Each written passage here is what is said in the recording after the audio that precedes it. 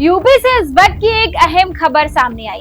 लाखों आंगनबाड़ी कार्यकर्ताओं, आशा वर्करों, शिक्षा मित्रों और अनुदेशकों के लिए बड़ी राहत का संकेत मिला है।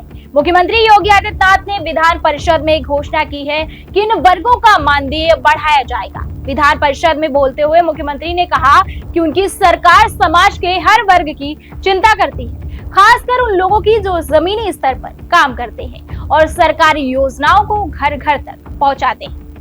नमस्कार, आप देख रहे हैं निशा नौ समाचार और मैं हूं आपके साथ शुभी शुक्ला।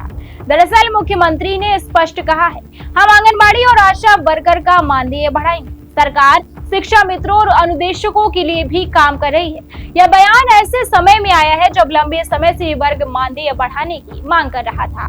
प्रदेश में बड़ी संख्या में आंगनबाड़ी और आशा कार्यकर्ता ग्रामीण स्वास्थ्य व्यवस्था की अहम कड़ी मानी जाती है। टीकाकरण अभियान, पोषण कार्यक्रम, गर्भवती महिलाओं की देखभाल और बच्चों से स्वास्थ्य से जुड़े कई कार्यों में इनकी अहम भूमिका दिखाई जाती है। कोविड काल में भी इन कर्मियों ने अग्रिम पंक्ति में रहकर सेवाएं दी थी। इसी प्रकार शिक्षा मित्र और अनुदेशक शिक्षा व्यवस्था का महत्वपूर्ण हिस्सा है।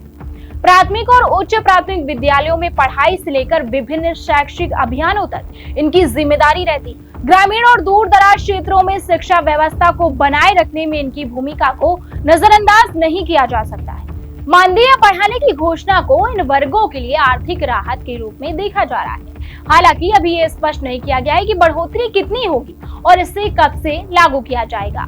संबंधित विभागों द्वारा विस्तृत आदेश जारी होने के बाद ही पूरी स्थिति साफ हो। मुख्यमंत्री ने अपने संबोधन में एक और बड़ी घोषणा की है। उन्होंने कहा है कि प्रदेश के सभी शिक्षकों और शिक्षणेतर कर्मचारियों को जल्द ही कैशलेस इलाज की सुविधा उपलब्ध कराई जाएगी। इस व्यवस्था के लागू होने के बाद सरकारी कर्मचारी सूचीबद्ध अस्पतालों में बिना तत्काल भुगतान के लिए इलाज करा सकेंगे, जिससे गंभीर बीमारी या फिर आपात स्थिति में आर्थिक बोझ कम होगा।